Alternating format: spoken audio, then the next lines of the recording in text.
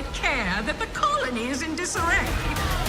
We didn't come to Arcadia to get bogged down in pointless warfare.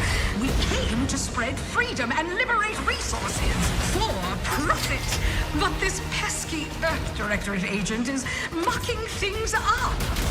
They're not alone in doing so.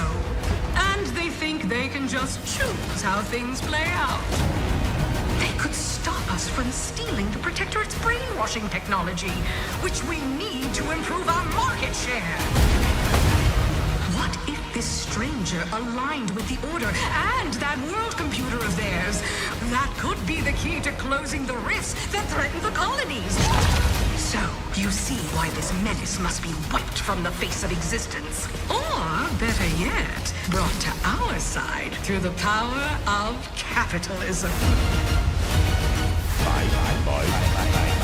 Now, let's get out there and buy our way to victory!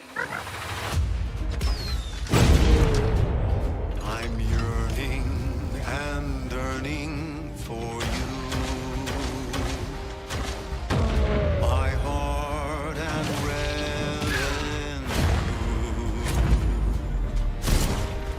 Every last bit of my way, every last bit that I'm paid, every last bit that I save is intended for you.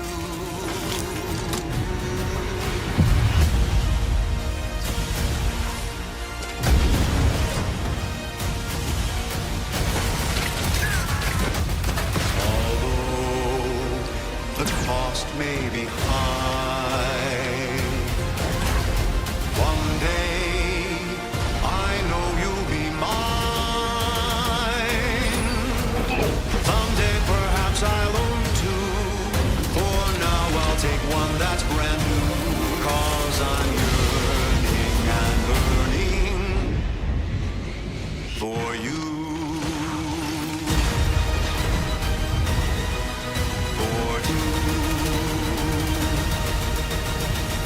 An adventure made for capitalism by capitalism. Inflate our impressions and egos by staying tuned after the showcase.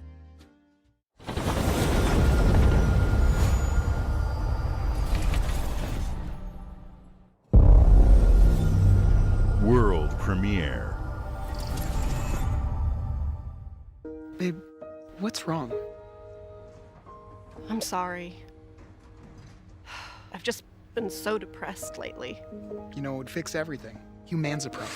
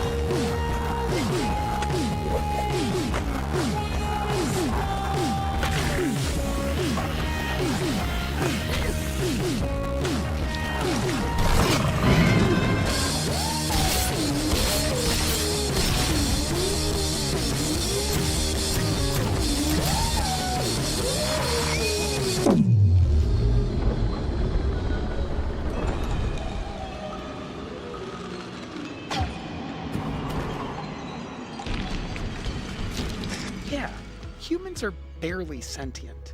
Scientists have done studies, and their brains are like half the size of ours.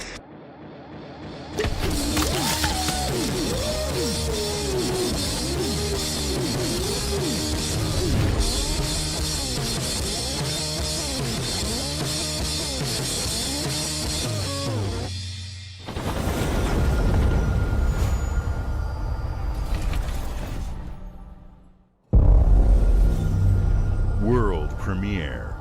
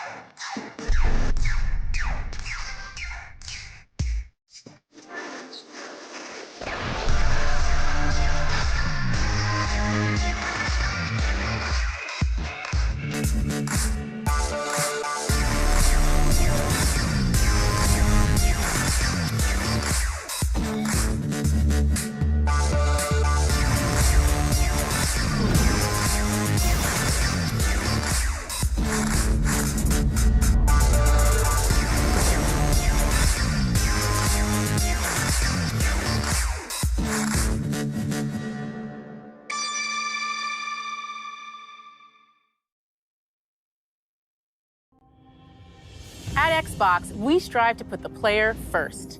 And that's what you've seen from us over the years. We've led the industry with backward compatibility. We championed crossplay and cross-progression. We deliver Game Pass, first on console, then on PC, and with cloud gaming. So what's next? How can we give you even more freedom, more choice, more ways to play? Our next step is to unify your gaming no matter where you buy or play. So we're building an Xbox experience designed for players, not locked to a single store or tied to one device. The Xbox Ally is an Xbox you can hold in your hands, bringing together the power of Xbox and the freedom of Windows. On this Xbox, you can play games across your entire library, including all the Windows PC game stores, from Xbox and Battle.net to Steam, GOG, and Ubisoft Connect. And the highly anticipated Hollow Knight Silksong will be available at launch and in Game Pass when the Ally releases later this year. In fact, every new game you see in today's show will be playable on the Xbox Ally. We have always wanted you to have the unique experience of Xbox on any screen. That's why we're investing in Xbox Play Anywhere. Whether you're playing on console, PC, smart TV, or any Windows handheld like the new Xbox Ally, the Xbox experience roams with you. Your library, progression, friends, and achievements. There are over 1,000 Xbox Play Anywhere games on Xbox today. And every new game you see in today's show, from our partners and our studios, is Xbox Play Anywhere. And because it's Xbox, you can always have access to Game Pass with a diverse lineup of games from the biggest franchises to critically acclaimed indie hits. This is the freedom we believe players should have. Any game, anywhere. And we are giving it our all every day to make this vision real. But it all comes back to the games.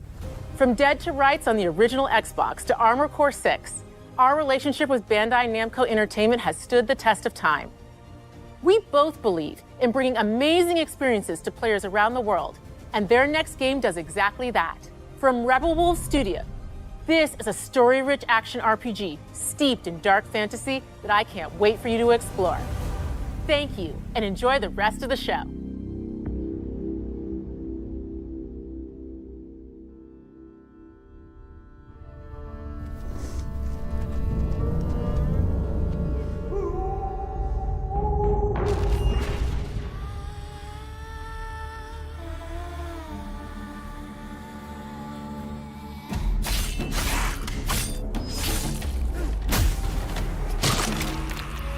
Monsters have always been here, watching from the shadows. And when we were at our weakest, they came out into the light. We feared for our lives, but we should have feared for our souls instead. The vampires didn't come to kill us. No, they came to rule. To turn us into mindless, docile cattle. Not me, though. They tried to change me into one of them. But I became something else instead.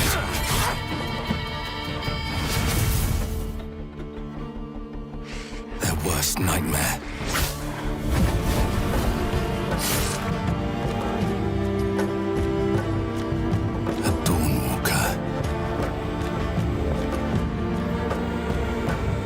Trapped between the two worlds. Fighting to even the score. Fighting to understand the evil behind it all. He is out there watching, seeping into you, growing.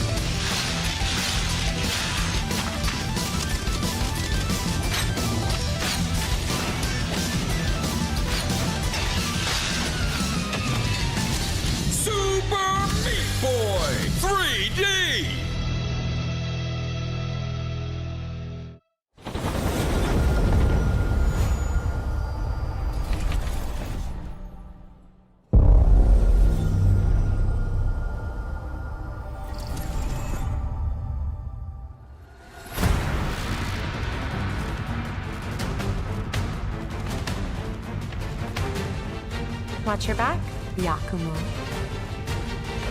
You're a wanted criminal now. I'll kill the Dark Dragon myself. It's my mission. My duty as a Raven Ninja.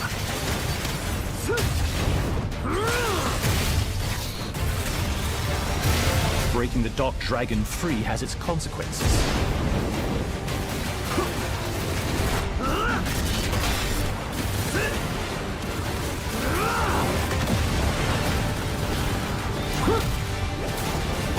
This is it. Sayori. Ryu, there's something I need your help with.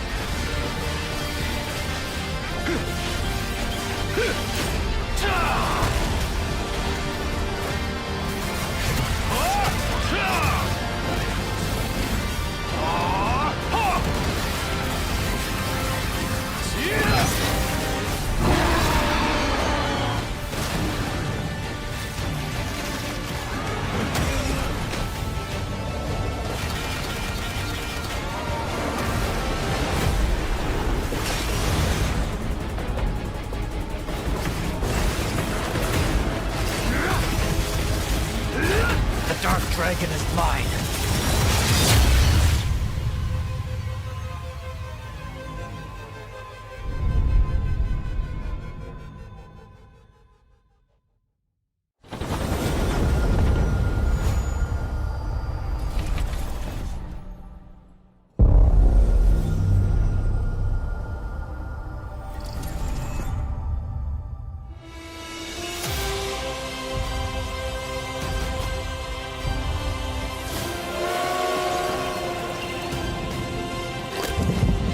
Here we go. Good luck, Indy. What are you doing, Jones?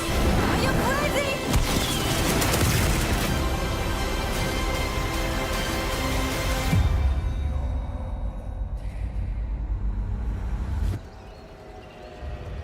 This is where it starts. Beneath the streets of Rome. Enter the city of Antioch. Find the secret relic. Bring it back to the Holy See. Defend the secret. They worshipped the giants.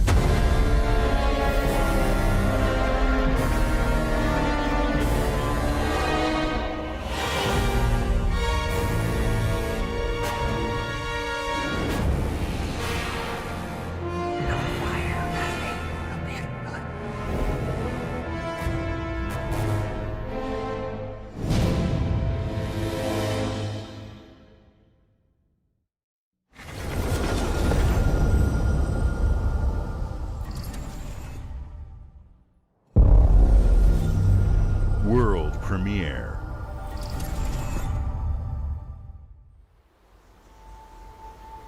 遥か昔、この国に輪廻の獣が現れた。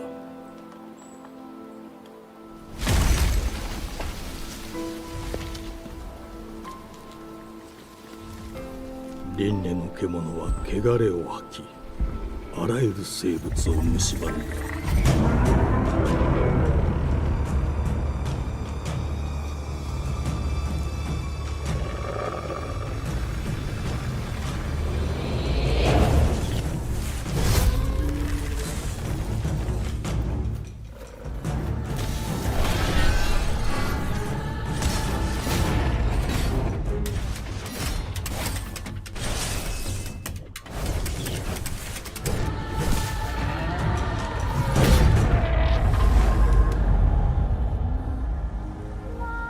西暦4026年、人類は滅亡を待つのみ。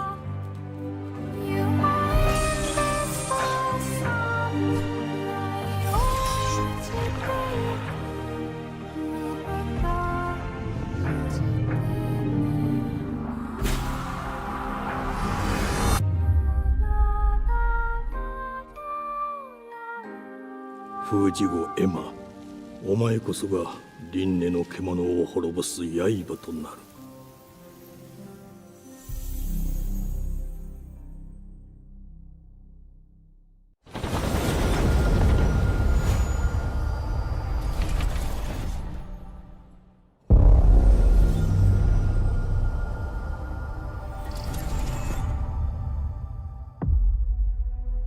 The glittering streets of Avalon sure do shine. Because they sweep their filth down to us. Get your paper in! Who's for a paper?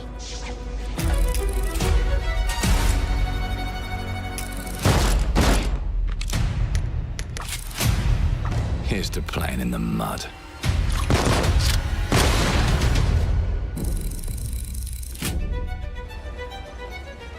Life here ain't for the soft-hearted.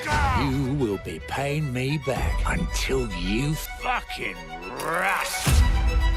It ain't for the spineless. Keep your filthy pickers off me! And it sure as shite ain't for the decent. That's a clean sweep for one and... There has been a crime! Justice itself has been affronted! I have been burgled! Lord Griswick. Burgled! Yes, I got that part. Do you know anyone who might wish you ill?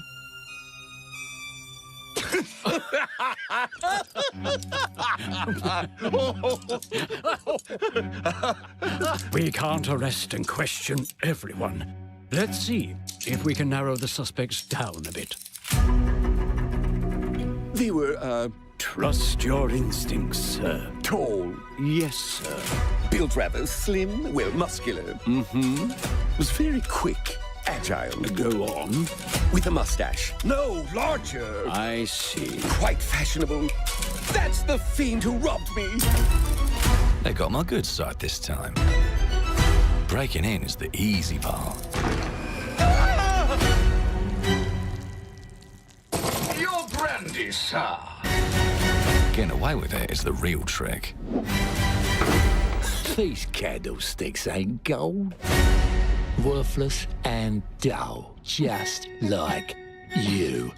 Nah, I have a customer. How can I help you? I'd rather talk to you, Errol. Sounds like I'll get a better deal. You talk to me first, and him never. Got it? Uncle's a bit touchy, ain't he, Errol? Touchy? I say I'm touchy! There. Anything else you'd care to say to Errol? Brains. If I hadn't seen it with my own eyes, I wouldn't have believed it. Round here, it's all sharp edges, empty pockets, and blood on the cobbles. Goodbye, Silas. No, no!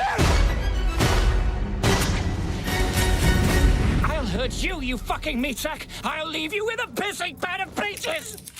You'd either got a gang at your back, or a knife in it. We're family here. Family takes care of its own. Can't put a price on that, can you? Them's in charge. They don't keep order. They keep power. Take this thing into the crucible and melt it. They just want us beaten, broken, and too scared to fight back. I don't want to kill him. That's why it pays to be clever and well-armed.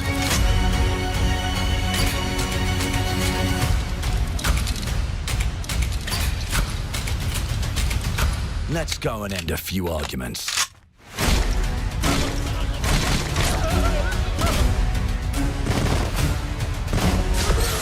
Don't get cocky. They've got a weapon far worse. Time. And if they can rewrite history, they can rewrite us. But look who just found Mummy's keys. Now I can fiddle with time. Put the bullet back in the barrel. Bring the chaos to a crawl. Take a mistake and make it like it never happened. We can change the world as we know it. One choice at a time. And I can even go back and change the past to change the future. And let me tell ya, the hunters don't like it when the rabbits got the gun.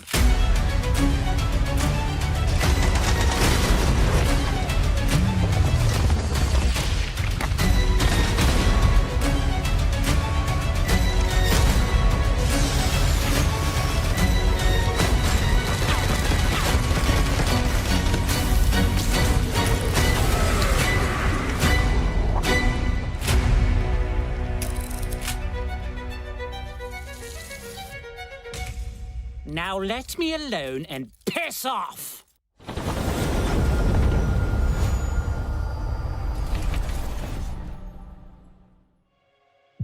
Our creative teams are dedicated to bringing players award-winning, record-breaking, critically acclaimed games. Call of Duty, Black Ops 6 from Activision, Doom, The Dark Ages from Bethesda, Diablo 4, Vessel of Hatred from Blizzard, and Avowed from Xbox Game Studios. All of our teams across Xbox First Party are shipping their most played games ever, and they're also delivering more content than ever before. From original single-player experiences to vast online worlds, our teams are empowered to build the games they've always dreamed of.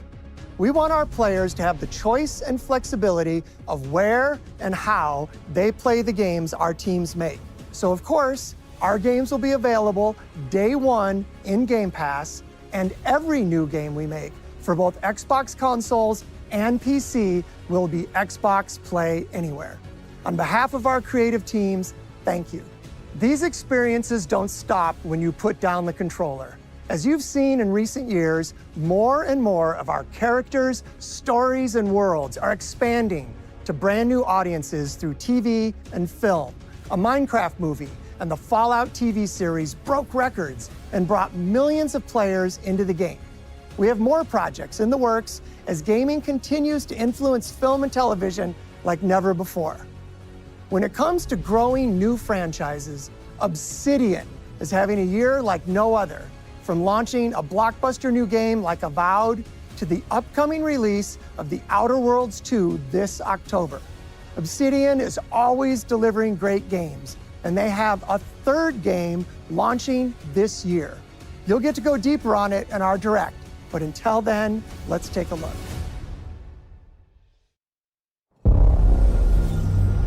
World premiere.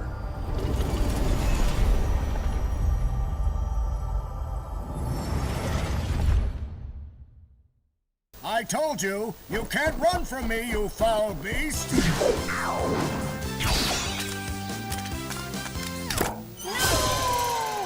With new flexible legs, the Yoke Girth action figure can ride anything! Breaking news. There's been an explosion at Brook Hollow Park. Chaos descended on a ceremony commemorating the 2-year anniversary of when 4 teenagers were miniaturized against their will and left to fight for their survival in the backyard of a deranged scientist. Formerly evil company Ominent Practical Technologies was set to dedicate a statue of the 4 teenagers, fast food science robot Burgle, and Dr. Tully when an explosion erupted. Dr. Tully and the teenagers' current whereabouts are also unknown.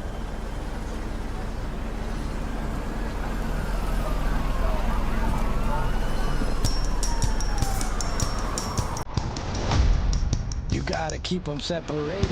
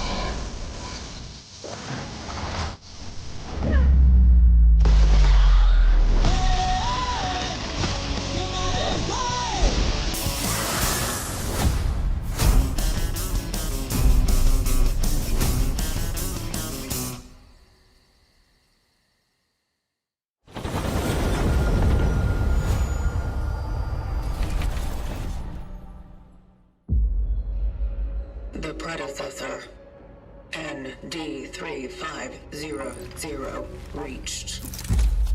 Accessing predecessor's travel log. Attempting data salvage.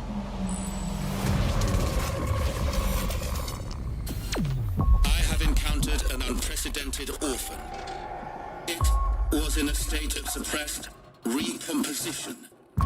The behavior pattern of the orphans populating the area is highly unusual.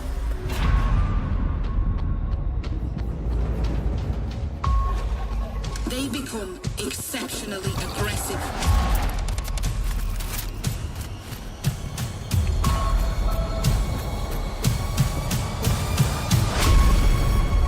It is highly recommended to proceed with caution.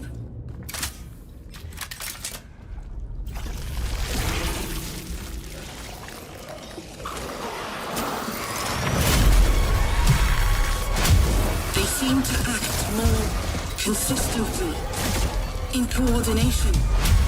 Destroying the nest is now a priority.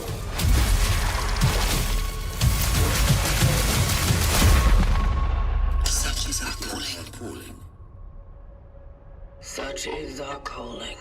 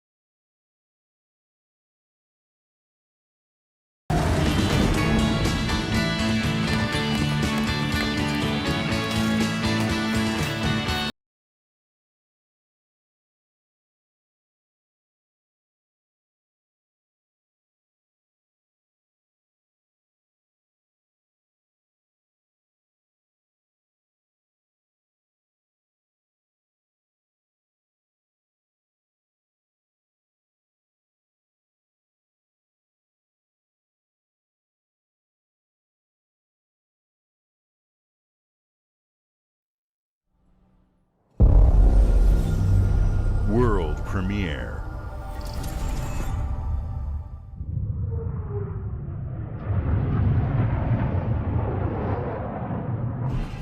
Mayday! Mayday! Hope 1 to mission control, we're falling!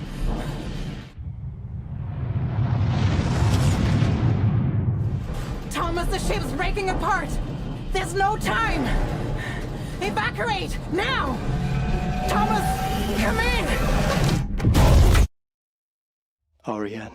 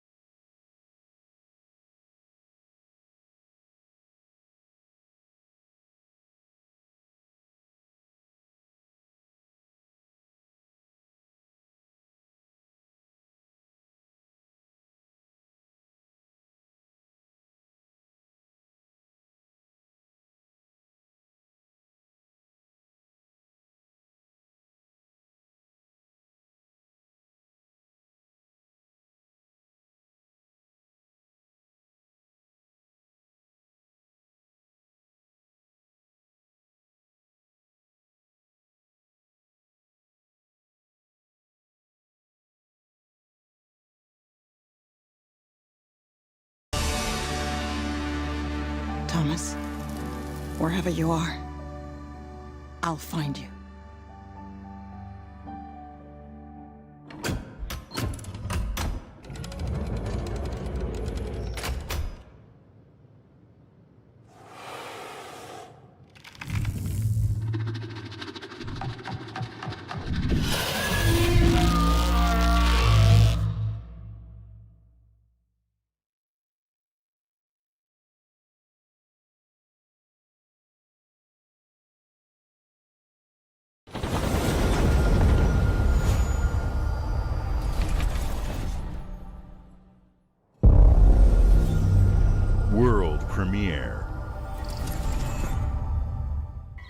Welcome to England, Mr. David.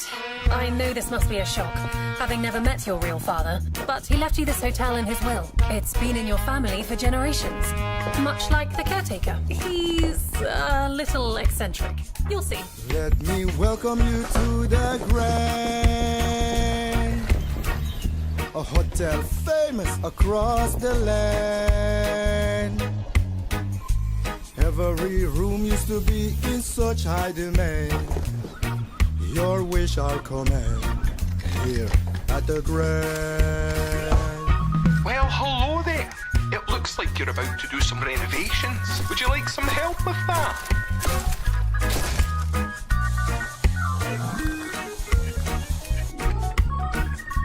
So, my father was renovating the hotel when he disappeared? Not just the hotel. He was helping the entire village. You have his power tools. You know, you could pick up where he left off. You seem like a good man, like he was. I'm in. They don't suspect a thing. Just make sure the locals don't get wind of what you're really up to. Because if they find out, they will wicker man your ass. You keep looking into things, and things are gonna start looking back. Don't make the same mistake your father made. In this place, the only one you can really trust is me.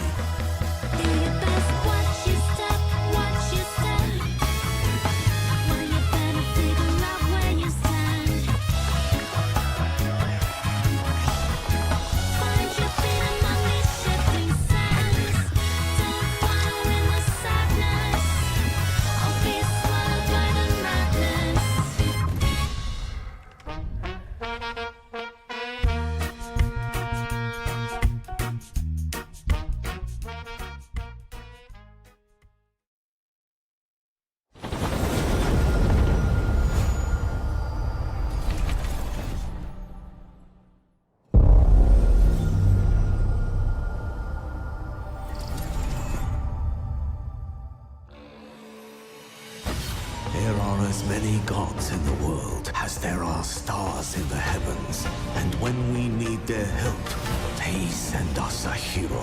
Who would have guessed the defender of my homeland would be my daughter? She unlocked the heavenly spear, but is she worthy?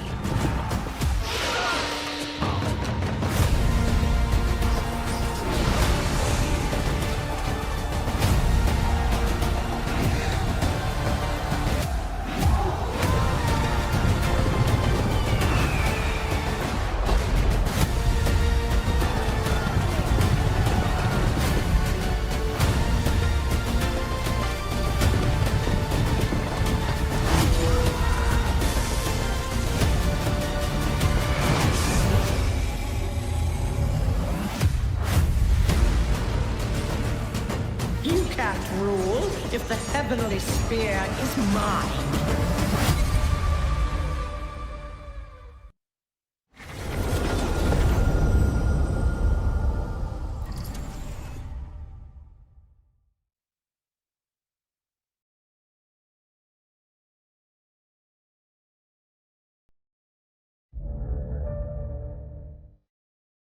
주권 국가의 자주적 결정을 누가 허락하는가?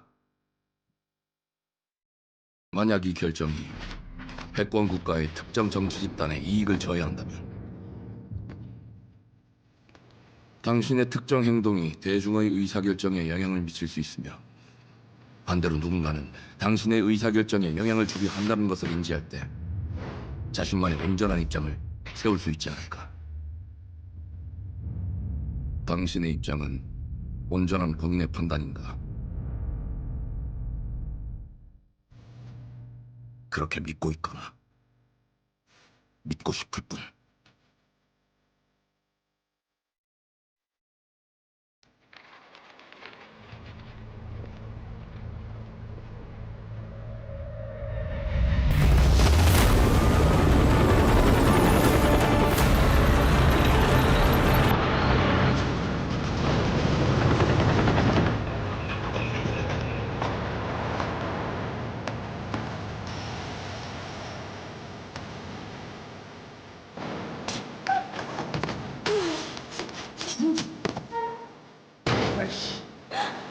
당신은 무엇 때문에 분노하는가?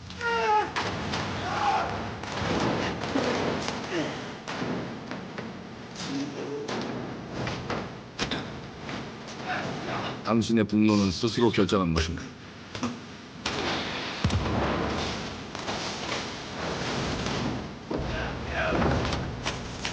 누군가 당신의 분노를 이용한다.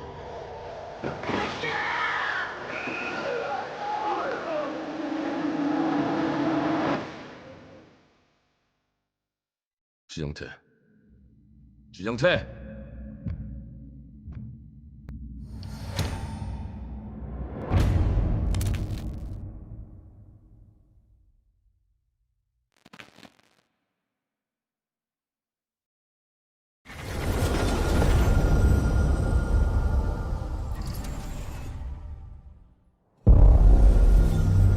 World premiere.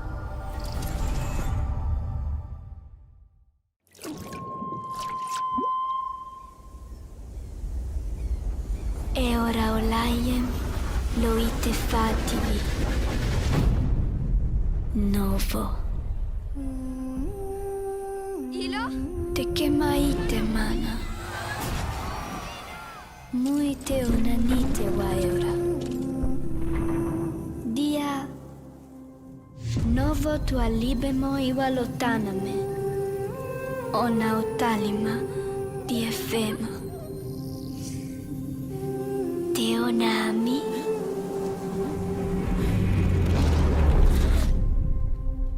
Toma tu accalio, Terali.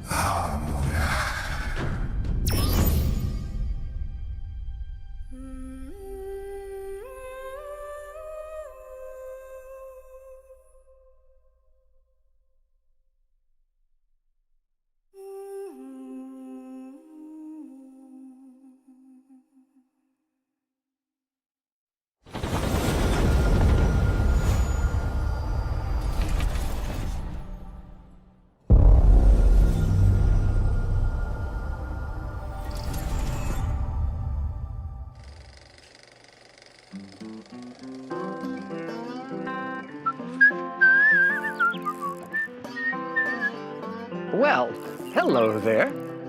Beautiful day to relax by the old fishing hole, wouldn't you say? When it comes to fishing, Appalachia is a land aswim with opportunity.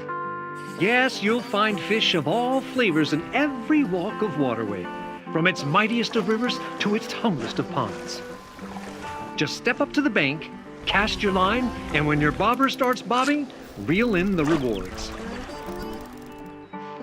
What do you got on there, Jed? Worms! And how are they biting today? See for yourself. Bagging the big fish starts with finding the right tools for the job. There are as many unique combinations of rods, reels, bobbers, and baits as there are fish in the sea. And when you've caught your fill, pop over to the local tackle shop to swap fish tails. Can you smell that? No matter what troubles plague the future wastelands of Appalachia, you can always find comfort in cozy little joys like this. You just gotta know where to look. Vault Life is your ticket to easy living. Design and build your own little slice of paradise.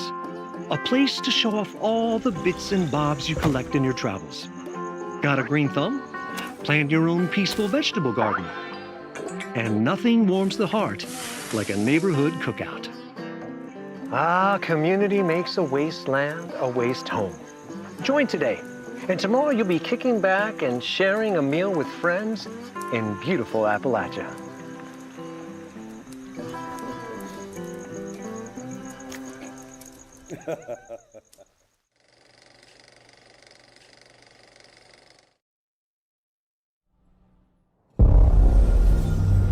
World premiere.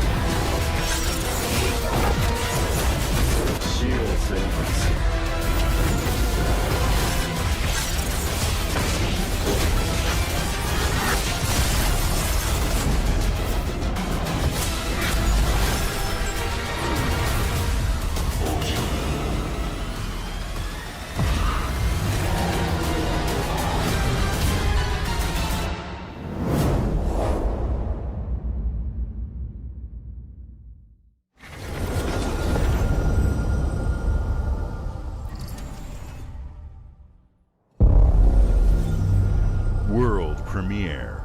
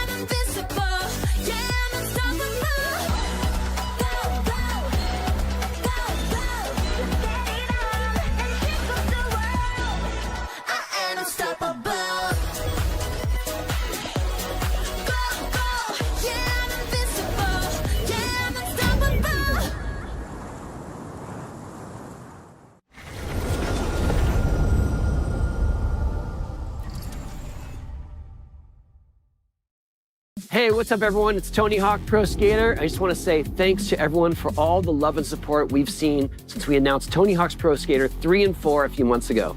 These games have changed my life, but more than that, I've seen them help spread a love and appreciation for skating all over the world, and that means everything to me and the team. I can't wait for you all to experience the game. It's been rebuilt with so much care and attention to detail, with some brand new parks, new music, new skaters, and more. And you can enjoy it all with your friends with up to 8 players in multiplayer. Tony Hawk's Pro Skater 3 and 4 officially drops July 11th, and we have a lot more surprises to come. Check out the launch trailer now.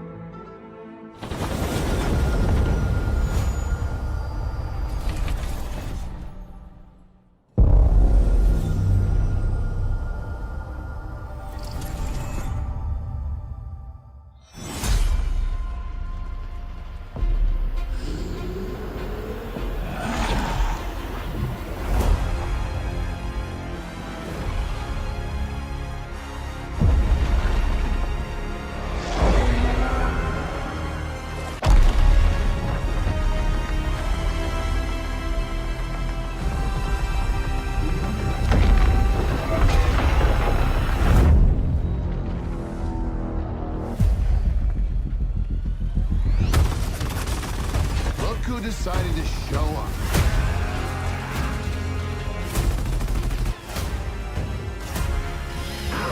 It's game time, baby! You think you can still find your way back home, Phoenix?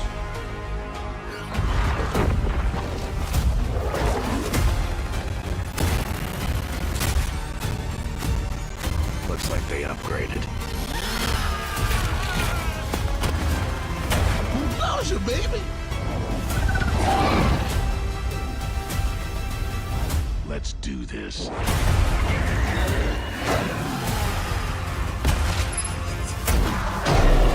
This is gonna be awesome.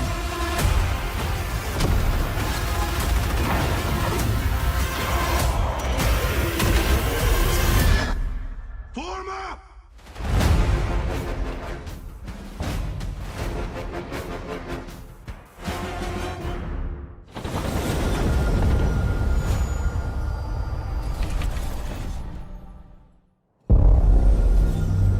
World premiere.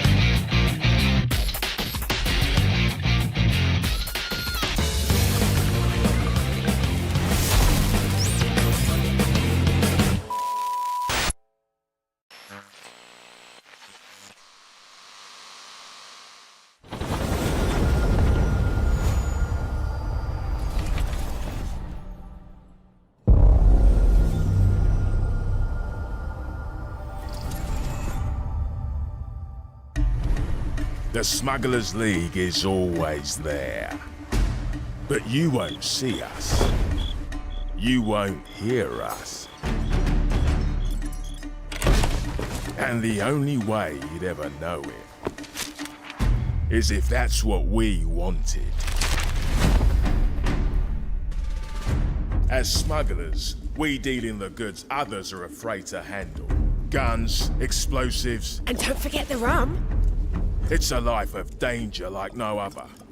So I guess my question is, can you handle that?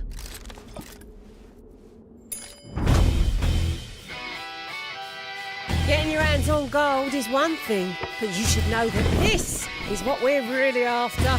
The bigger the boom, the better. Smugglers need to be adaptable. It's more than moving under moonlight and shadows. You should be ready to take advantage of others' misfortune. Stealing, of course, is always an option. Just do whatever it takes to get the job done. You are pirates, after all. Welcome, my friends, to the Smugglers League.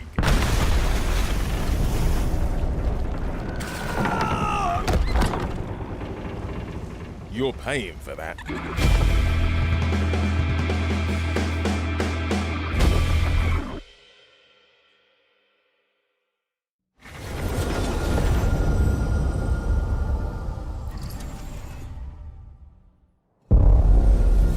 World premiere. Hope you're not in a hurry because northbound is backed up all the way to 18th Street. And the southbound ain't looking much better. This is ridiculous. Please, come on. Are you one of them? You're here, but it's right.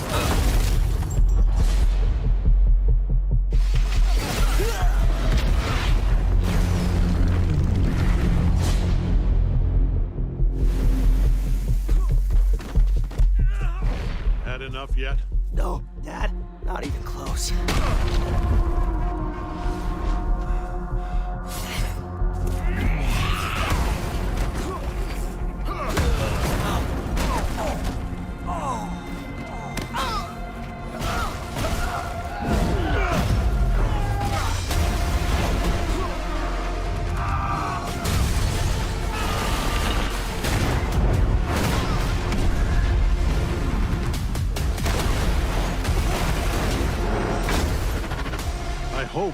you'd understand why I had to do this.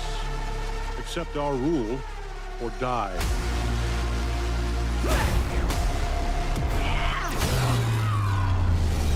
I'd like to propose a third option.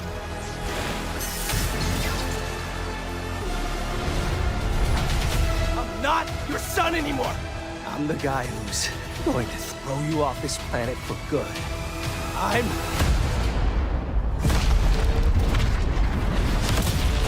trusted you!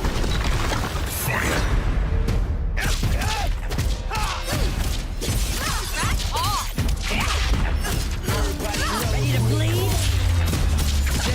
This is over.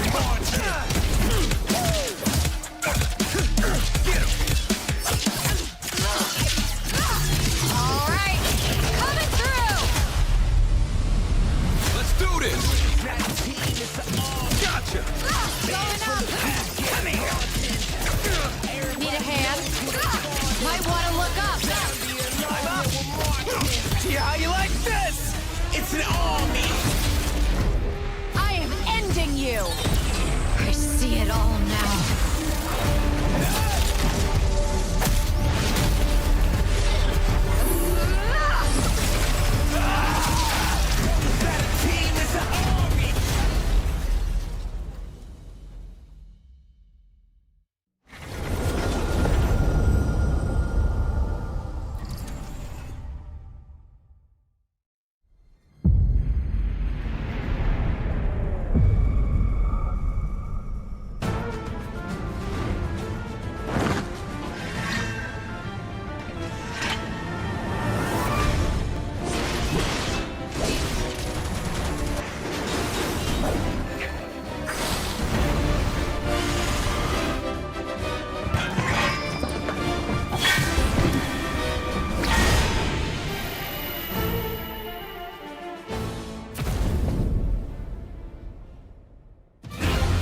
To even the odds.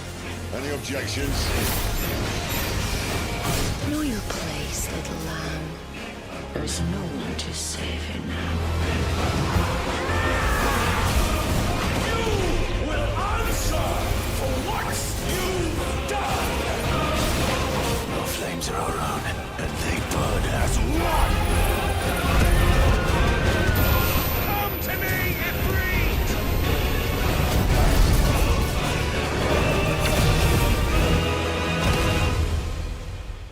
Valisthea cannot endure a second claim upon her being. But she may yet be saved by you.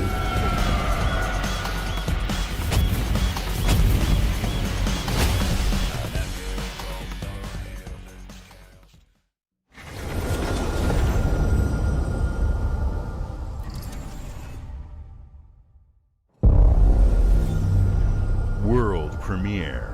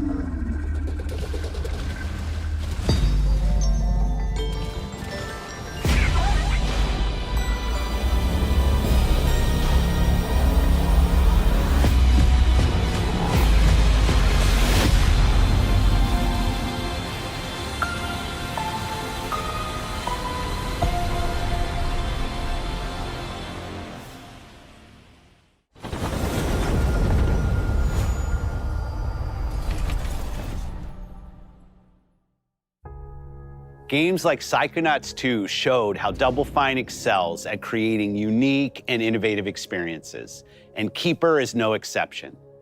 Looking ahead, next year marks 25 years of Xbox. It's a big milestone for the platform and franchises that you helped build and make popular. We couldn't have done this without everyone who's been with us on this journey.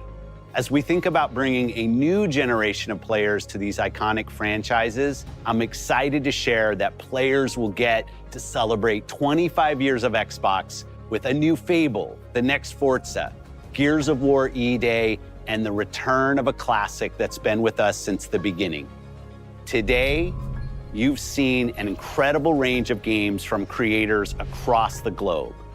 Creators like inXile, reaching for new heights with Clockwork Revolution. Sluggerfly, making Team Meat's modern classic platformer into 3D. Square Enix, bringing more of the critically acclaimed Final Fantasy franchise to our players. And Team Ninja, returning to the beloved series they debuted on Xbox. You've also seen the next Xbox hardware release, our Xbox Ally handheld, which lets you bring your Xbox experience and your library with you anywhere. I hope you enjoyed the breadth and depth of the games, updates, and experiences that are coming to Xbox from our partners and our own creative teams. We're seeing more players on our platform and in our games than ever, thanks to all of you. We're proud of the creativity that Obsidian is delivering this year. Immediately after Showcase, our Direct begins, where you'll go inside the studio for an extended look at The Outer Worlds 2 and Grounded 2. Thanks for joining us today. But before we get into the Direct, we have a final world premiere. Enjoy.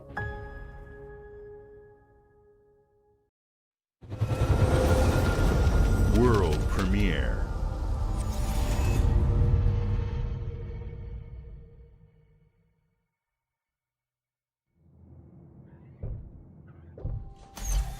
Welcome to the Guild. We have been expecting you. Please, follow me.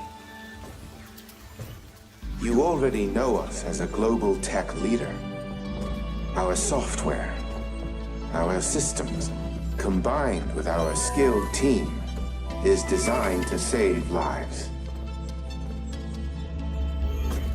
Your years of service have shown you the importance of our work. Here, you'll witness the global scope of that mission in action. Let me introduce you to our esteemed visionary.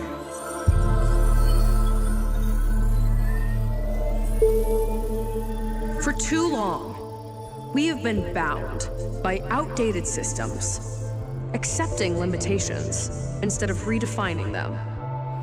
The Guild is safeguarding tomorrow, now. We are pioneering the future of protection worldwide.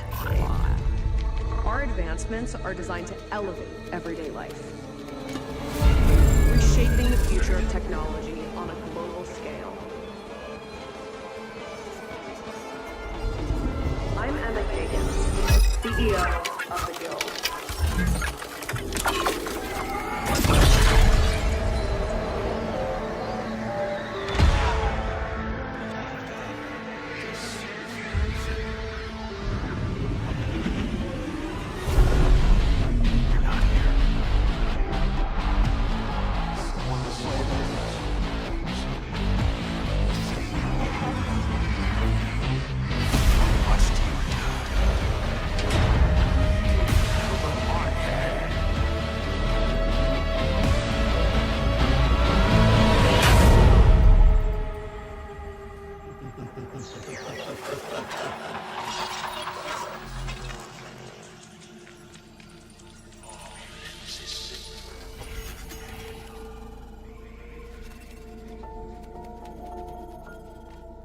Fear is a powerful thing. David Mason. Menendez.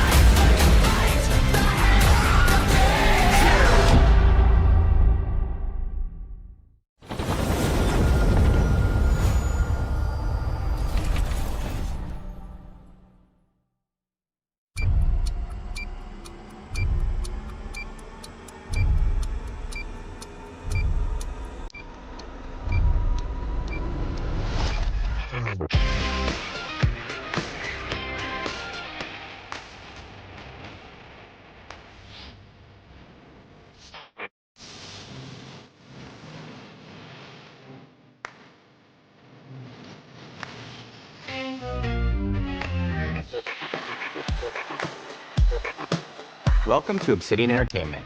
We here at the studio have joked around that this has been the year of Obsidian, with Avowed releasing early this year and now ending the year with 2 more games. And what better way to cap this incredible year for us than by doing what our studio does best, sequels. That's where I come in. You can get out of here, Fergus. Thank you so much. No, you're doing great. You nailed it. The sequel is the lifeblood of every great franchise. Think about it. The original creates the world and builds fandom, but the sequel, that's what makes it worth remembering. No sequel, no hoverboard. No sequel, no dual SMGs. No sequel, no Raccoon Tail. No sequel, no Zune 2. Which doesn't really exist, but I wish it had. There was a Zune 2. There was a Zune 2? I'm Mark, the head of sequels here at Obsidian, and I have sequelized everything. Blockbuster movies to AAA video games to my first marriage, so trust me, I know what I'm doing. Come along on this journey with me.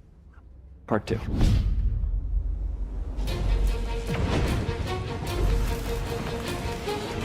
Let the killing commence.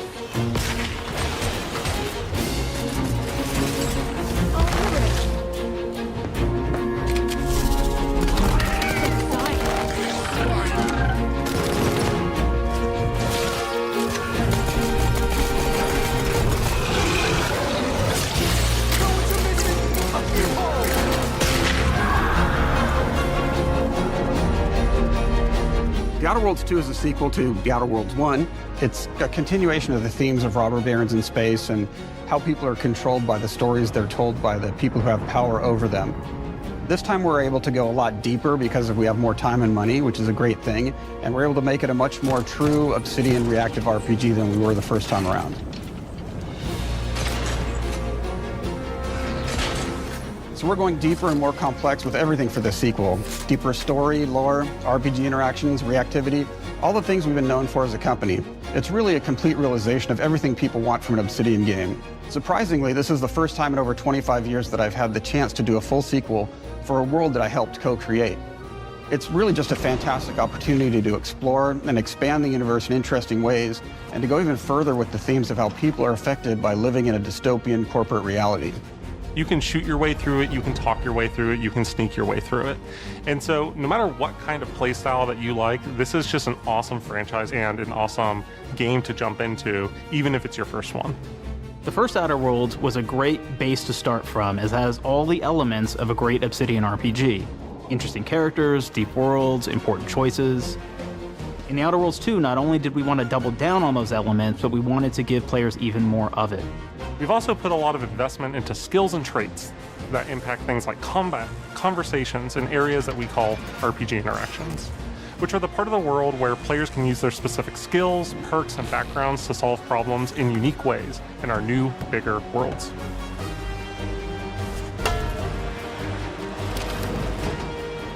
I love a deep RPG experience, and building out that RPG crunchiness for our players was at the forefront of what we set out to create.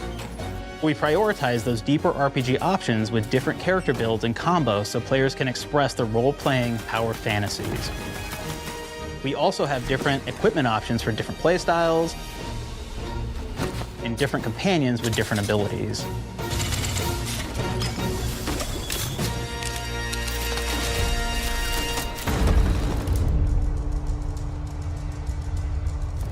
In the first Outer Worlds, you start off as the Stranger, which was basically a blank slate to build on top of with various attribute points that would begin to define your personal experience in the game.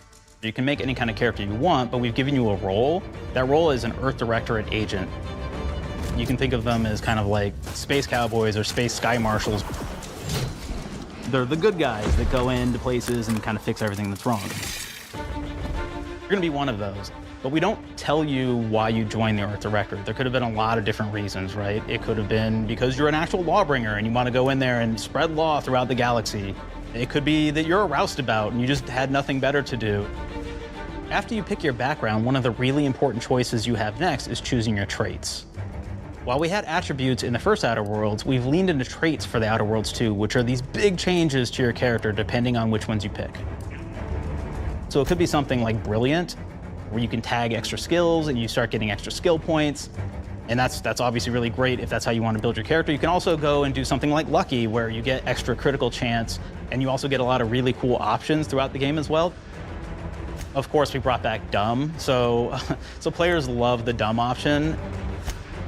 Tell me, do you believe in signs?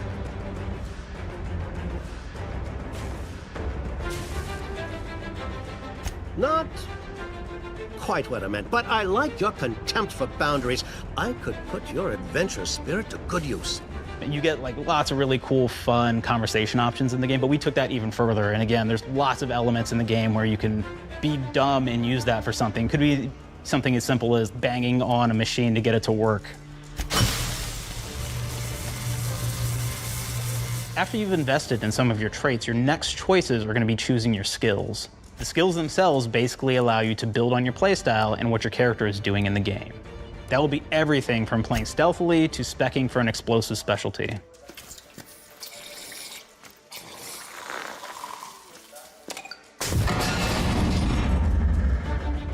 Throughout your entire journey, your character continues to change with the different choices you make. In The Outer Worlds 1, it actually had more skills than we have, so we condensed them down to really the core and essence of what we really wanted there.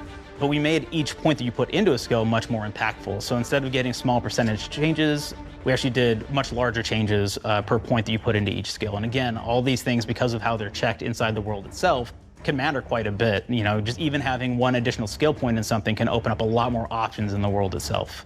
If anybody's played Fallout New Vegas, they'll be very familiar with like the perk system. We basically borrowed that, but went even grander. We actually have more perks than Fallout New Vegas did. But here's the cool thing, right? We check and use perks for literally everything, right? So you can do everything from, hey, I want to make a stealthy build that steals stuff and is really good at that. Okay, great. Well, you can take maybe the pickpocketing perk. So that's not available to everybody, but if you select that, now you can actually go around and steal things out of people's pockets.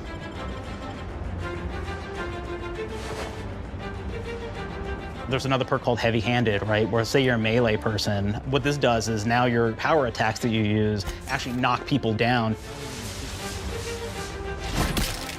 Oh man, I really like the serial killer perk. As you start killing people, they will drop hearts. And you can take those hearts, and essentially you're taking these trophies, you could say, and it's actually giving you a permanent health bonus every time you do it. We have this perk called Assassin.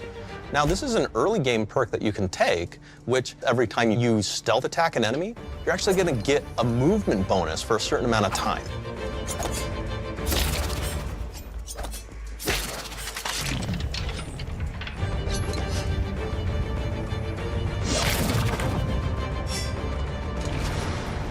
Flaws were a system that everybody loved from the first game. But we wanted to make it more personal to the player. We wanted it to really reflect how you were playing the game and give you a bonus that you actually wanted to really engage with. With the flaw system returning, we knew we needed to go bigger, better, and more real than ever before. So we turned to the team. I told them, no bad ideas. Give me what you got. Okay, we need more flaws. We need them to be real. I want to put them in the game, so give me something. Inspiration. What's wrong with you? Oh, I have bad knees. You have bad knees? They hurt when you walk a lot? Yes. When you walk too much, they hurt? No cartilage. Sounds boring. Makes you sound like a boring person, but it's in the game. I know it. It's a good flaw. What about you? I like to take small things sometimes. So you're stealing? No, I'm taking. When do you give them back? I don't. Claire. Yeah, you shouldn't be stealing. What are you doing? You shouldn't be stealing, Claire. Tiny crimes. Tiny crimes? Do you hear the second part, though? It's a crime. Well, You're stealing. Claire, that's wrong. You can't steal things, okay? But it's an amazing flaw, and I'm putting it in the game. But you're a bad person. And are you the one that took my stapler? do you need it? Yeah. Give it back. Okay. Please. You, what do we got? Flaw. I like to stare at the sun. How long did you stare at the sun? Just lunch break. An hour? Oh, I only get 30. You guys get an hour? I get an hour. Oh. Makes me feel energized. How many fingers will I hold up? 3. No. Anything else? We'll put it in the game. We'll put it in the game because I feel bad for you. Anything else? One of my favorite flaws is something called bad knees. It will actually give you the option to take this flaw that'll make it so that you move faster throughout the game. But the problem is, anytime you stand up, your knees are going to make a loud popping noise that makes it so that, well, everyone around you is going to hear you. There's one called Kleptomaniac. This is really interesting because what it does is when you steal something, you can actually sell it for more bits than normal. And like that sounds really great. The drawback is sometimes when you're looking at things in the world that are owned by somebody else, you'll automatically steal them. So you have to be very careful about how you use them. One of our more wacky perks is the Sun Gazer Flaw, and it just gives everyone cataracts while playing their game. So everything becomes like light shafts and blooms and hazes, and makes the game pretty unplayable if you happen to choose that perk. If you happen to be the type of player that habitually reloads your weapons like I do, well, you'll be offered the flaw of over-prepared. Now, you'll get larger magazine sizes on all of your weapons, but if you ever fully empty your magazine, you're gonna take a debuff for a while.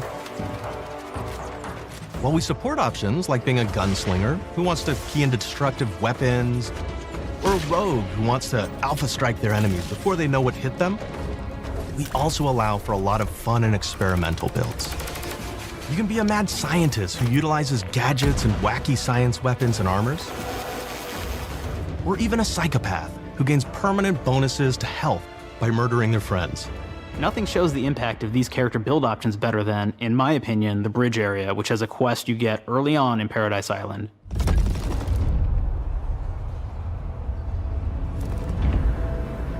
Not only do you kind of encounter this very early, and it's a very core one to the story, but it really expresses our philosophy of allowing the player to solve problems in a bunch of ways. So you may solve it by, speech options. You may talk to them and maybe have to go do a quest for them and really kind of prove that you're a friend of the Protectorate to get by. I may have need of your help, stranger, if you are ready to seize an opportunity to show fealty to the Protectorate. You could go guns blazing and you could just take everyone out inside the POI, lower the bridge itself, and kind of get across.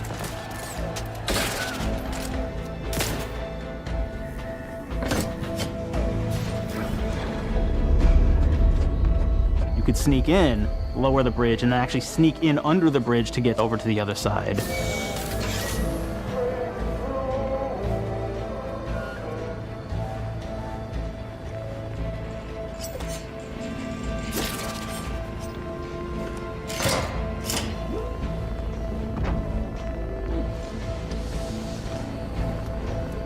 You can bypass the bridge entirely if you found like certain gadgets, like the shield gadget that protects you from poison gas as you go across, or the double jump boots, which kind of allow you to jump across the chasm and get across that way. There's even a really kind of messed up way, right? Which is players can actually sacrifice one of their companions. Their companion who they just found is part of. We're no different than the Breeze if we start tossing our own to the rats. I sure as law ain't gonna follow someone who can't see the wrong in it. I must admit, I'm surprised we could come to an understanding. But I thank you for your loyalty, stranger. As promised, you shall have clearance to cross this bridge. It's such a fun quest, but again, it really showcases that we want you to be able to solve this in whatever way you want to. When you build your character your way, we're there for you. We really want you to have the experience that you want to have out of this.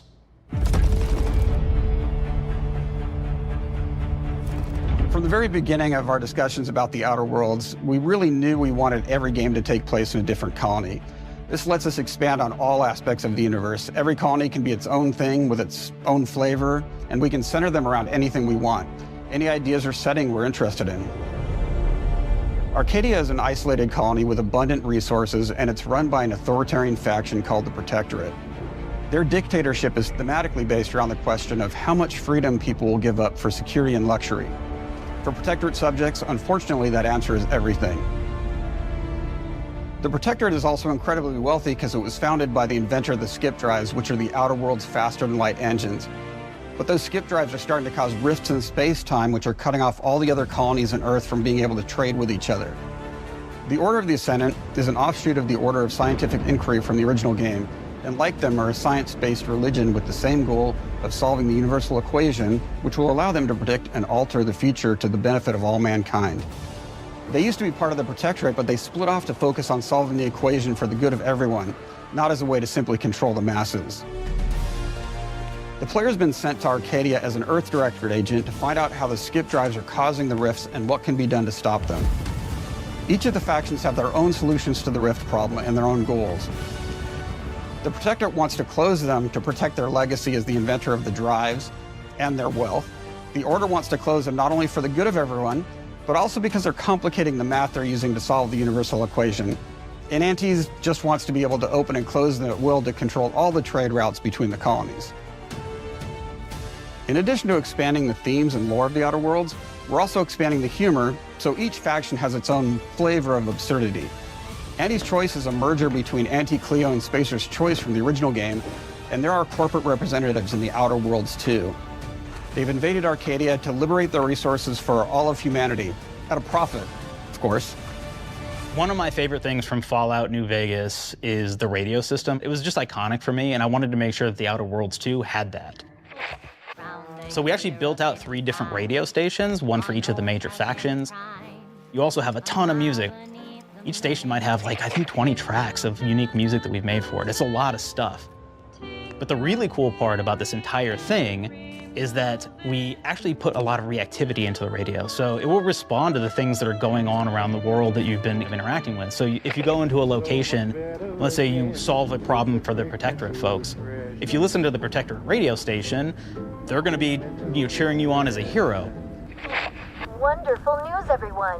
The Zeranium gas leaks at the Automech repair facility, strongly believed to be caused by Anti's Choice malefactors, have been corrected. Some hotshot for hire just managed to fix the electrum leak in their repair facility. Now, I'm not saying we caused it in the first place, but we sure like the idea of all those broken auto mechanicals and all the excessive gasping and choking involved. The factions and companions are great examples of how we're going deeper and more complex this time around. They're integrated into the game's storyline much more than we did on the first Outer Worlds, and like with everything else in the game, they have a lot more reactivity. There are 6 companions in the Outer Worlds too. As usual, each has their own quest lines, but this time they are also connected to a different faction and have character arcs that the player can affect through their choices. Your first companion is Niles. He's another Earth Directorate agent like you, and he's looking for your help to decide whether he wants to become an even better agent or to turn his back on the Earth Directorate completely. There's also a somewhat cute Automech support drone that is basically Niles' helper. Her name is Val. Marisol's part of the Order of the Ascendant, and she's an aging but still deadly assassin. That's right, she's a deadly mathematician who may or may not have some unfinished business to attend to with the player's help. There's also a cultist named Azza, who is part of a sub-faction that worships the rifts, and in her case, violence in general. You can choose to either turn her away from overt violence or support her chaotic and dangerous tendencies. At one time, Anti's Choice had a program to graft soldiers with animal parts to make them more formidable. Unfortunately, it didn't quite work, and most of them are now dead. There's a combat medic who survived, however, named Inez, and she wants the player to help her fix her graft, among other things. Finally, there's Tristan. He's a Protectorate Arbiter who is judge, jury, and executioner all rolled into one heavily armored package. It is your choice to either help him judge wrongdoers or show him what true justice looks like. We definitely have reactivity in the game based on how you've been treating your companions. I won't reveal the end of the game, but let's say if you have not been treating them well, you will find out at the end of the game what that means. Companions are a very, very important part of merchandising, because that's the real beauty of the sequel. We're talking merch, baby. It is the lifeblood. It is what fuels us. Do you want to see some of my ideas? Hop, hop. Check this out. Gen Alpha loves body pillows, especially ones that look like human beings for some reason, right? Who needs a significant other when you could have a knife-wielding space psycho up in your sheets, huh? What do they do with them when they get them, huh? Maybe a little napping, maybe a little snuggling, maybe a little nut.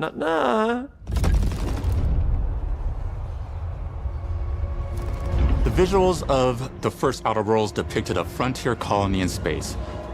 The Outer Worlds 2 is driven by an invasion of the Arcadia colony system by Anti's Choice, which shifts the visuals to be more reminiscent of a World War I-like setting in space.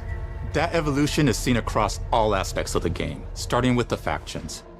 How do you militarize everything, including extreme capitalists or math-crazed scientists? In a World War I setting, war comes with propaganda. The Sovereign uses it to maintain control. Anti's Choice uses it to help their bottom line. The Order just wants to show how it exists within the grand plan.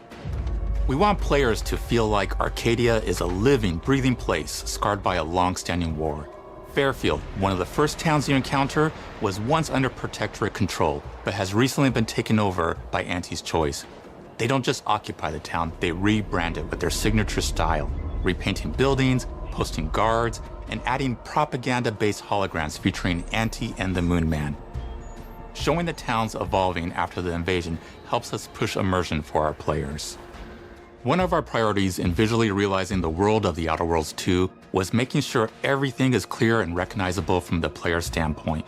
We want to make sure each faction has a particular look and design.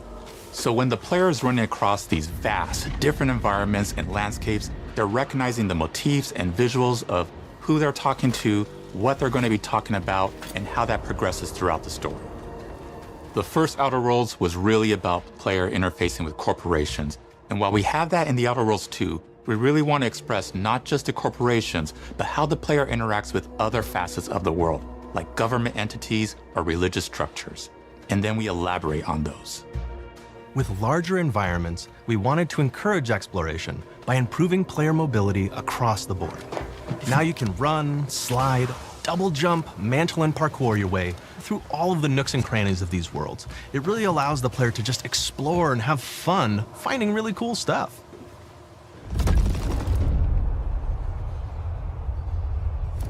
We've aimed to make everything in The Outer Worlds 2 better from top to bottom. The RPG elements were the start, but that's touched our story, our art, and especially our gameplay. A good sequel is true to the original. That's first and foremost, right? Like, we all want to add in a bunch of things as you're making a sequel, right? We want to make it bigger and better in every way. That's what we were trying to do here. And I thought, we did not need this consultant. We've made enough sequels. We understand how to do this. And I will say, I don't think it's been entirely successful. I am very proud of the combat improvements we have made in The Outer Worlds 2, thanks to my patented combat system. You may be thinking to yourself, it can't be that good. Shush, what are you even talking about? You haven't seen it yet. Watch this. Put a helmet on, because I'm about to blow all of your minds with my COMBAT system, combat system. My name is Mark, I'm the head of sequels. Shall we begin? You're thinking, what's C for? C, capitalize the fact that the people loved the first game. We're gonna take those people, we're gonna make them buy the sequel, giving out pounds, pounds, pounds. Quick ones, ha, ha, not you, Dan. Here we go. What comes after C? O, optimize for player satisfaction. I am terrified of online gamers, okay? I wanna make them happy. So let's, okay? All right. Mobilize the players so they're ready for that sweet, sweet pre-order. Clap with me. Sweet, sweet. If you don't have rhythm, Brandon, just say it. Sweet, sweet pre-order. Everybody has a different rhythm and it's blowing mine, and here we go. B, burglarize. What is this? It's basically just finding new ways to loot dead bodies. You know what I mean? Right, Otis? Okay, well, it's a big part of the game. A, you gotta agonize about how many people are gonna be angry that we have just put so much combat into this thing and almost no romance at all. We should look at ourselves. What is wrong with us? Huh? We can't have one love story in this? How many people have been in love? Raise your hands. Raise your hand if you're in love. Okay, are you lying? I have a wife. Put your hand down. T, toi. In French, that means two, sequel. I think that means 3. Okay, you're getting ahead of yourself. Come on, Claire. We're on 2. And how do we end it? Anything is possible. And we've established that we're the best there is, and there's no sequel better than us. And if I could just say one more thing, thank you very much. I know I've kind of changed the world of video games today. For The Outer Worlds 2, we wanted to improve gunplay in every way. We focused on improving the feel of each weapon, the way a weapon snaps into ADS, the way recoil feels when firing, and how impactful our sound effects really sell the weapon's fantasy, to things like how a unique reload animation can add a lot of character to each weapon. We've increased the variety of weapons by including new weapon types, but also through a host of fun and unique weaponry. We have things like the Borscht Blaster that fires out tumors that can explode like grenades, or can even be eaten by the player for additional health. We have a weapon called Rookie's Reward that will actually level up the more you use it throughout the game. And every time it levels up, it's got fun fanfare where it's like shooting out confetti and it's got a fun little setup. We have a really fun weapon called the Pop-Up Gun. It fires out ad drones that will distract your enemies with corporate ads, slogans, and jingles. While your enemies are distracted, you can focus fire on them or explode these drones for additional damage. New to The Outer Worlds 2 are throwables. So you can use frag grenades to flush out enemies, smoke grenades to camouflage and escape, distraction devices to bait enemies into a stealth attack,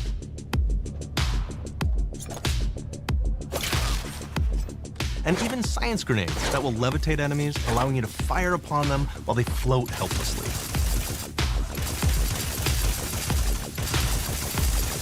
And of course, science weapons are back. We have returning favorites, like the Shrink Ray. This time it's been upgraded so you can shrink your enemy down to the size of a sprat and run over them, exploding them into bits. The Shrink Ray, that was probably my favorite one from the first game, so we brought it into the second game, but we improved it though. So instead of shrinking your enemies for a short period of time and having them re-expand, this time they stay shrunk, and we actually added in the ability to step on them and kind of squish them and kick them, because we knew that that was the player fantasy. We knew that's what everybody wanted to do. They wanted to step on the enemies, they wanted to kick them, so we made sure to double down on that stuff. In addition to things like our returning favorites, we also have some really fun and unique new science weapons. One of them is called the Armageddon. This one's really cool because it actually shoots out these masses that are like these little arms that will stick to people or cover or all kinds of different things, and they will continue to just hit them until they get destroyed. And we have another one that's just super cool called the Spectrum Dance Saber. This is a melee weapon that actually lets you attack to a musical beat. And if you continue to do that, you'll actually get additional bonuses each hit you do. One of my personal favorite weapons is called the Big Bang. It's just a big freaking gun that uses material harvested from rifts to shoot out a giant ball of energy, vaporizing everything in its path. Now, ammo's extremely rare for this weapon, but you can use it in just the right situation to devastating effects. Like another great one is Gary. If you wear Gary, he will lash out at your opponents as you're walking through combat. So we even have science armors, and we've really kind of shown off what we thought was really great for the player from a science perspective. We're all about letting people play the game their way. There are some players who prefer to be immersed in a first-person view, taking in all of the details. But there are others who really prefer to take the world in from a third-person perspective. Why not allow both? Well, now you can swap between the two, letting you enjoy the experience in whatever way you like. One of the things I really like about having the third-person mode is being able to see all of the fun and unique armors and armor combinations and weapons that you can equip your player with. All of the actions that you could do in first person, so you're double jumping around, you get to see your character in that way, and you get to take in the world and see things in a different light.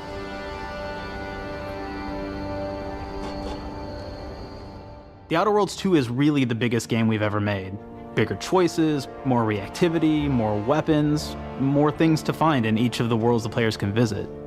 The team has done incredible work bringing the Outer Worlds 2 to life, and we can't wait for you to play it. Even though we've always been a multi-project studio, this is going to be the first time we've ever released 3 games in 1 year. It feels amazing to do. We're so excited for more people to be playing our games. It is truly an exciting time here at Obsidian. We're exploring worlds big and small while expanding on franchises that we've created, and we have no plans to slow down. We hope you all continue to come along with us as we do what we do best, make your worlds your way.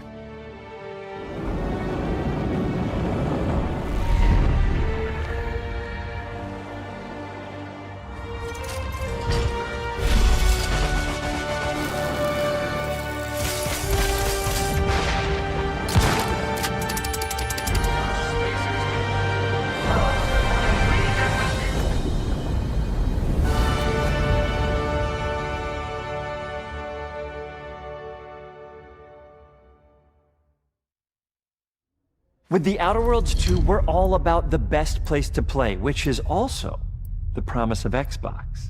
You could play The Outer Worlds 2 on this Xbox, but it may be hard to play it when you're staring at all these beautiful holes.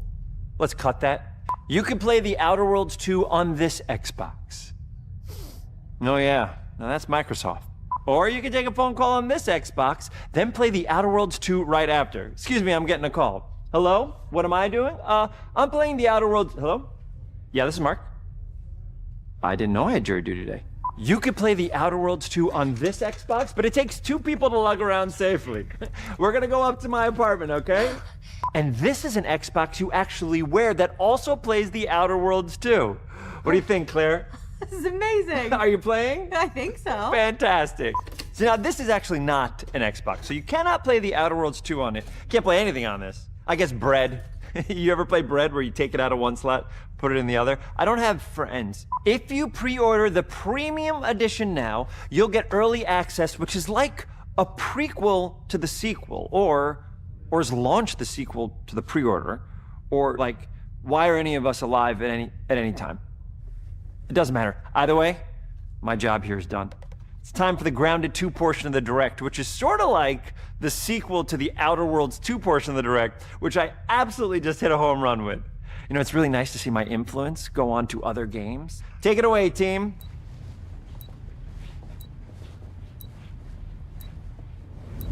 And big exit.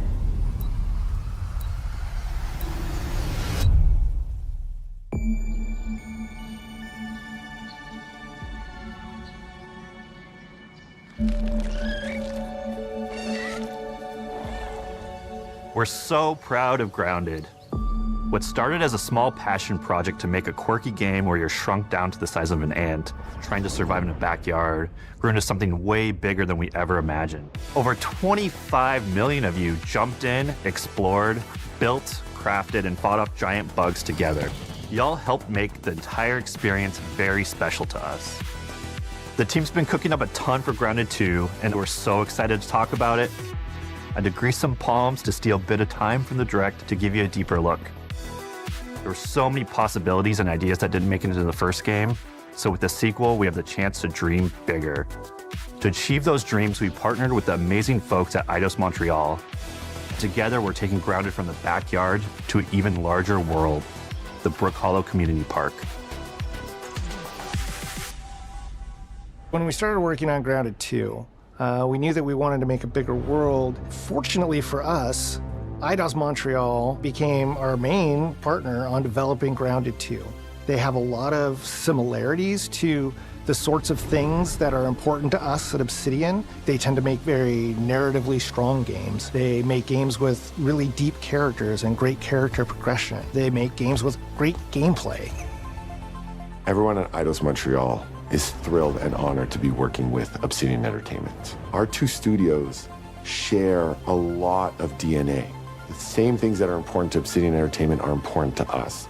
Choice and consequences, player communities, and doing justice to great IPs and great franchises. The fact that we're the first partners that they're working with to make a sequel to their franchise feels like we're an important part of their history. The events of Grounded 2 take place 2 years after the first game. The same 4 teenagers are returning. So there's Max, Hoops, Willow, and Pete. They're a couple years older, which means they've gone through a bit more high school, a bit more mature. It's 1992, the world's a little bit different, but we're still in that fun, nostalgic era of the early 1990s. In Grounded 2, we're moving the action out of the backyard and into the Brook Hollow Community Park. Not only is it bigger, it allows us to tell a lot more stories and expand the world of Grounded by exploring what the community of Brook Hollow has been up to and what they've been through. The park overall is about 3 times the size of the backyard, and our initial starting area is actually the same size as the entire backyard from the first Grounded. The reason we wanted to move into a park wasn't just to create a bigger world, but was to give us the opportunity to explore the community of Brook Hollow and what secrets have they been hiding. What we love and what we're excited about in terms of the park is the opportunity to create environments and landmarks that are mundane at normal size, but are colossal wonders when you're the size of an ant. Everything from a giant trash can to a community picnic table or a snack bar. All of these areas come to life in a brand new way. Part of the fun in Grounded 2 is that the park was evacuated really quickly right before our teens were shrunk. And that means that the park has been sort of turned upside down and is in a topsy-turvy state. And that leads to really fun environmental storytelling, but it also leads into the creation of amazing biomes for our characters to explore. One of my favorite examples of this is the ice cream cart. In all of the commotion, the ice cream vendor's cart has been knocked over and its contents have spilled out into the ground. And what this means for our young adventurers is that they'll be able to explore this frozen cave of interesting challenges and colorful Lovecraftian horror. We have one anthill that's actually somebody decided to bury a bunch of toxic stuff in the park. And so there's all these toxic chemicals under the ground. The environment looks very cool and very spooky with all of these sort of chemical pools. And of course, nothing can live down there except for one type of insect, the cockroach. We are oftentimes reinventing environments, and in future updates, you're gonna see a ton of new stuff. You do a lot of fighting against insects of all shapes and sizes. We didn't just want it to look better, we also knew we wanted to add a new layer of strategy. The changes that we've made aren't limited to tuning animations or adjusting attack or defense numbers or making characters or insects move faster or slower. But we did all that too, but there's also an entire sort of rock, paper, scissors strategy involving light attacks, heavy attacks, and blocking. We've also added dashing as a new way to both get out of danger quickly or jump in for a quick attack. And almost all the insects in the game will have these abilities now too. Sort of like a chess match, but one that's super frenetic, looks super cool, and is ultimately just a ton of fun. We're leaning into clear play styles for tanky warriors, low defense, high damage rogues, effect-wielding mages, and ranged hunters. In the first Grounded, we have mutations, and there were weapons and armors that favored different playstyles. In Grounded 2, not only will there be passive mutations, but there will also be active mutations. And a lot of those mutations support these archetypes. My favorite way to play pretty much any game is chasing after those game-breaking builds. And that's why I'm so excited for what we're doing with archetypes in Grounded 2. I'm all in on the rogue. Now, you can even dual-wield daggers. I've been dialing in this glass cannon build that stacks ambush, assassin, and cardiofan mutations with the wolfbane daggers and the wolf spider armor. It lets me open up combat with massive backstab damage that also inflicts venom. Then, I can use the extra stamina to reposition and try to dodge, rinse, and repeat. It's high risk, high reward, and absolute chaos in all the best way. I'm looking forward to seeing what wild combos the community comes up with and what they inevitably break once they get their hands on the archetype system. It's going to be awesome watching it evolve with player feedback and watching us try to keep up with all of your game-breaking builds. One of the great things about Grounded is the variety of players it attracts, from builders to crafters and everything in between. If you've ever watched me on Casually Grounded livestream, you'd know that I'm neither. I am a murderer of insects. Personally, I prefer the term harvester. I love going out, hitting things, and bringing the materials like insect body parts back to my friends to use. This way, we keep progressing and playing together. We're also trying to make sure that armor and equipment are easily understood by the player, especially when they're playing co-op with their friends. It was really, really important for us to deliver on all of that for the bigger space and experience, because that was the only way we could truly support the feature the community has been asking for since the very first Grounded release. Mounts. Our mounts, we call them buggies, have an entire suite of moves and have their own special abilities and attacks. We really wanted the buggies to be an extension of the player in every way possible. And that meant making sure that buggies had unique and valuable abilities across all the core pillars of Grounded. So that doesn't just mean exploration and travel. That has gameplay implications for combat, crafting, and building as well. Just like how we wanted to expand on player playstyles throughout the game, we're going to make sure that every buggy that we add has its own personality. The Red Ant Soldier can enlist up to 2 Red Ant workers to follow you around and help you out. If you get into combat and you don't want to fight while you're saddled on your buggy, you can jump off and they'll fight right alongside you and provide support. The Orb Weaver buggies are a little less useful when it comes to general utility, like building a base or harvesting, but they're awesome when it comes to combat. Sure, their defenses aren't super strong, but they're heavy hitters. They're also super fast and they have some great special abilities, like a scream that allows them to stun lesser-powered insects, and the ability to shoot webs and entangle other creatures. So the Orb Weavers won't be your base-building buggy. You should use the Red Ant Soldier for that. But they're super fun for exploration and combat. Red Ant Soldiers and Orb Weaver Spiders will be available at game preview launch. There will be others in the future, but those are the 2 we're starting with. The connection that our Grounded community has with us is something we want to keep forging with the sequel as we make an even bigger game than the original. Pretty much from day one, we knew we wanted to return to game preview for Grounded 2. Sure, it comes with some trade-offs, like the game's not done and it's out to the world, but there's so much value in building it alongside the community. Buggies change how you traverse and navigate the park. What we're doing with Grounded 2 is we're actually keeping zip lines held back so we can see how players engage with buggies, and then we can tweak zip lines to bring them back over time to really complement that buggy experience and make exploring the park far more fun. That kind of feedback loop helped shape the original Grounded, and we wanted to shape the design for Brook Hollow Park, archetypes, buggies, all of it. We also learned a lot from that first time around. One thing that stood out immediately, players blaze through our content, especially the story. That makes sense. Story, characters, world building, that's kind of Obsidian's thing. It's the flavor we bring to the survival genre. So this time, we're starting with a much bigger baseline. There's been an explosion at Brook Hollow Park. Chaos descended on a ceremony commemorating the 2-year anniversary of when 4 teenagers were miniaturized against their will.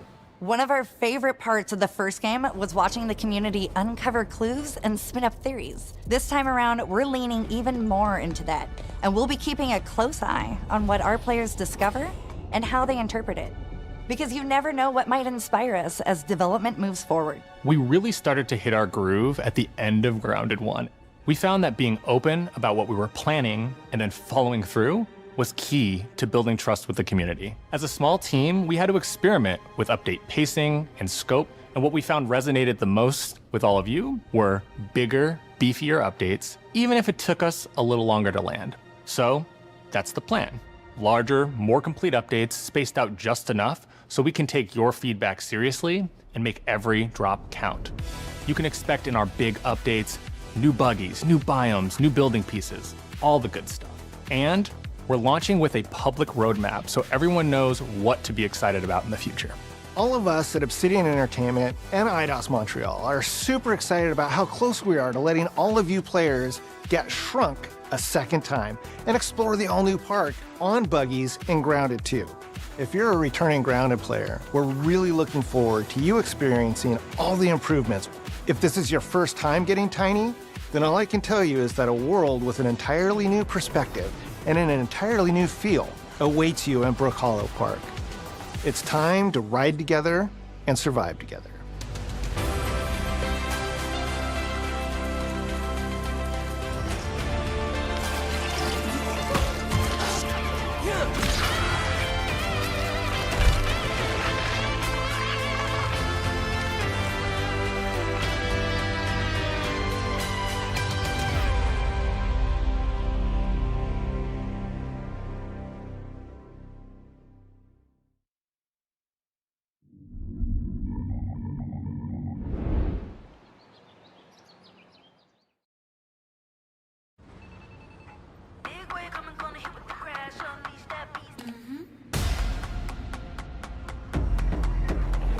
We have been expecting you.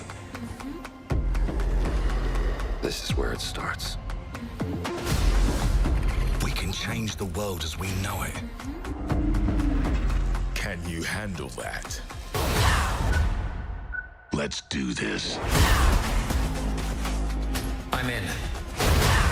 I'm here to even the odds. Any objections? Here's to playing in the mud. And when we need their help, they send us a hero. Here we go. Please, follow me.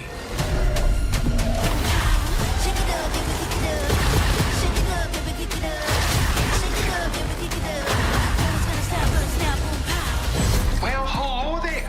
It looks like you're about to do some renovations. Keep your filthy pickers off me! Do you think I care? This is gonna be awesome.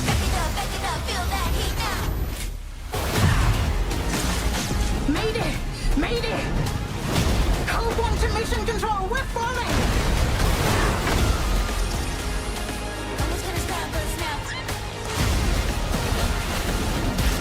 Had enough yet?